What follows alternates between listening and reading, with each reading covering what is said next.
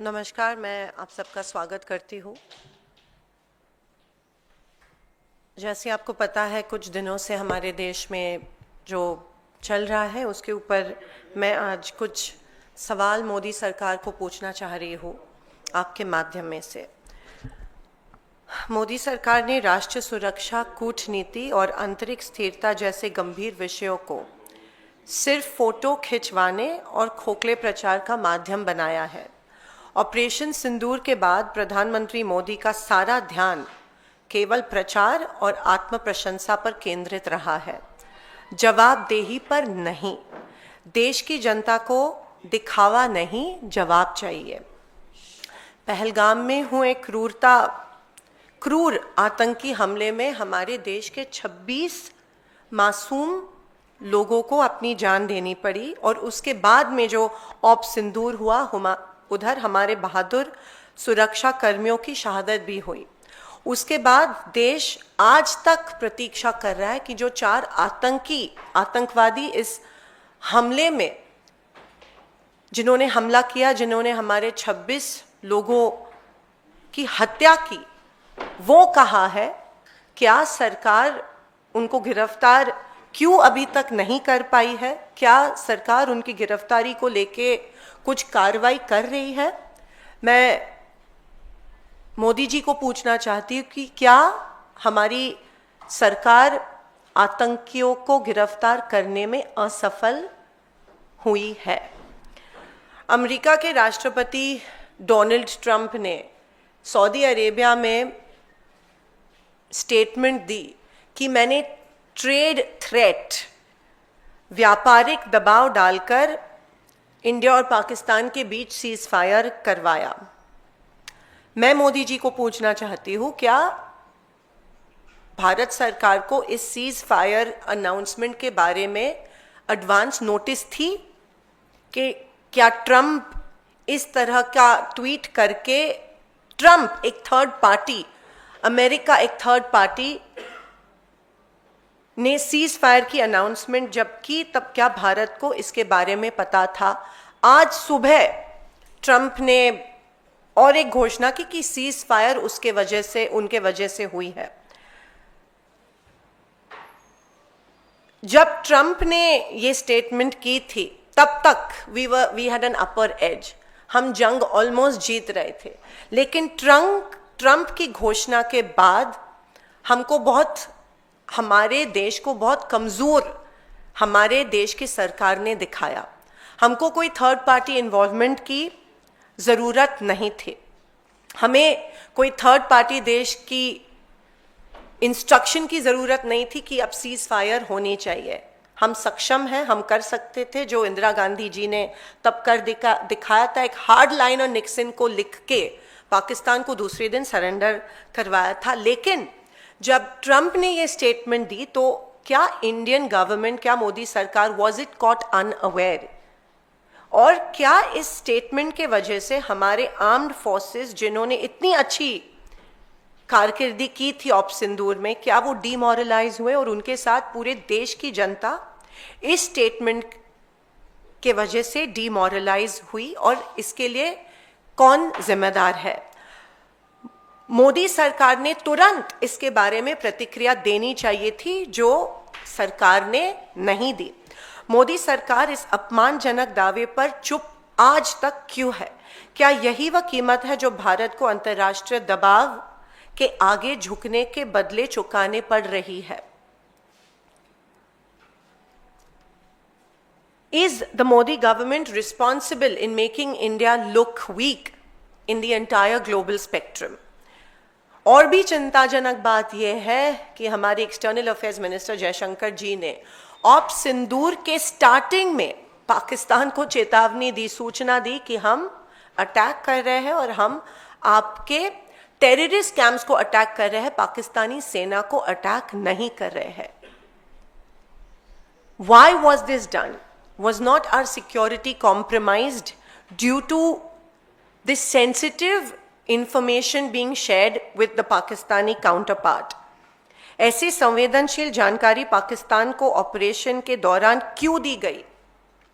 इस खुलासे से भारत की सुरक्षा और रणनीति बढ़त को कितना नुकसान हुआ वो अभी तक रिकॉर्ड पे आया नहीं है।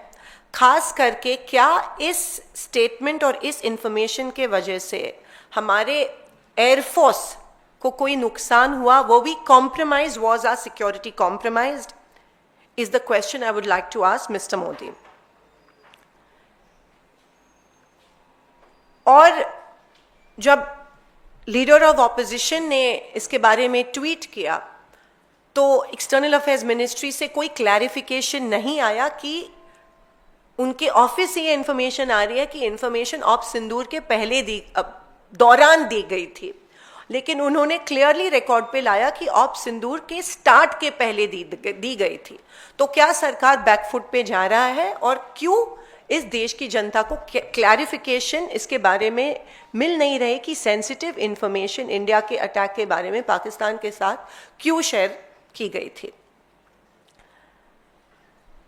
जब देश स्पष्टता, पारदर्शिता और निर्णायक नेतृत्व की मांग कर रहा है तब प्रधानमंत्री मोदी का सर्वदलीय बैठक में शामिल होना और जो खरगे जी और राहुल जी मांग रहे हैं एक special session of parliament should be convened to discuss op Sindoor and the Pahalgam attack, why is Modi ji running away from this? आखिर मोदी सरकार क्या छिपाना चाहती है? वह इन महत्वपूर्ण राष्ट्रीय मुद्दों पर संसद में चर्चा क्यों नहीं करना चाहती है?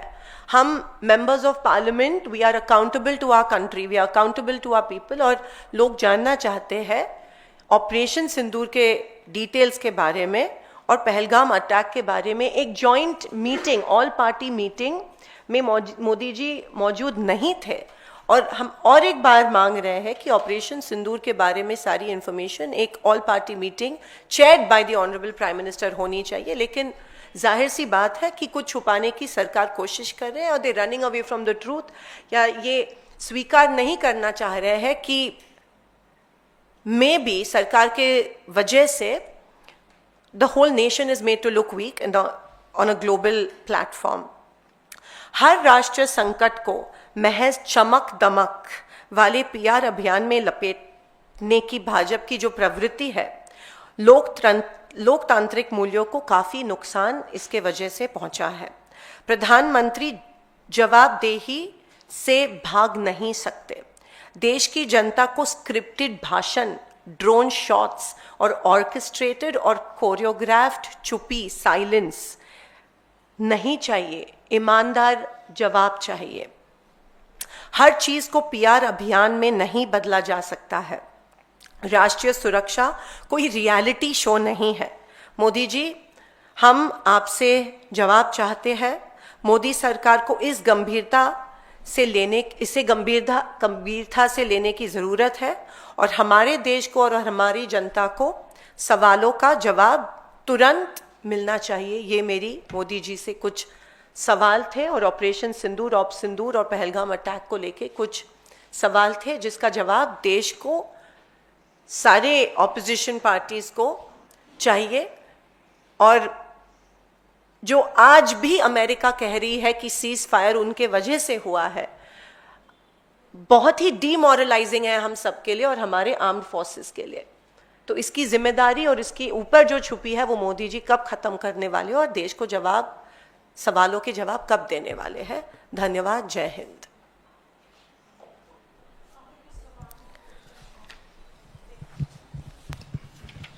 आज भी तीसरा डेलीगेशन जो है वो उसको भेजा गया है।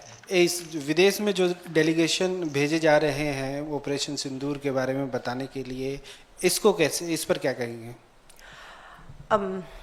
देखिए, अगेन इट्स आई थिंक एक पीआर स्टंट है और डेलीगेशंस भेजे जा रहे हैं to reiterate the success of operation Sindoor. लेकिन जिस तरह से ग्लोबल प्लेटफॉर्म पे, क्योंकि हर चीज़ पे ट्रंप जी यहाँ पे स्टेटमेंट दे रहे हैं, तो globally I think India is made to look weak and the Modi government is responsible for that. Operation Sindoor हमारे आर्म्ड फोर्सेस के वजह से ज़रूर it was 100% success, but whether the ceasefire was announcement was required by Trump is questionable. और secondly, जो 4 terrorists जिन्होंने ये हमला किया था उनके बारे में क्यों चुप है सरकार, और उनकी गिरफ्तारी करने में क्यों असफल ठहर रही है सरकार, ये भी डिस्कस होना ज़रूरी है. ये सिर्फ ग्लोबल पीआर स्टंट नहीं, पर एक डोमेस्टिक इमरजेंसी इशू है जो एड्रेस होना चाहिए. और डेलीगेशंस से ज़्यादा इम्पॉर्टेंट डोमेस्टिकली ये हैंडल होना, डोमेस्टिकली लोगों को पता चलना ज़रूरी है. इंटरनेशनली आप डेलीगेशंस को भेज रहे हो, लेकिन domestic with in the country आप चुप है. तो ये कॉन्ट्रडिक्शन क्यों है? लोग, आप देश, इस भारत देश के प्राइम मिनिस्टर है और you are answerable, accountable, responsible to the people of this country, not to the global community.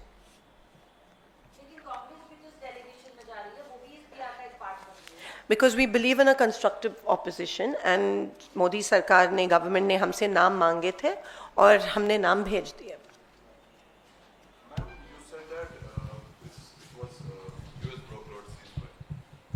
You said that it was US brokered ceasefire. As you said, it was announced by US President Donald Trump.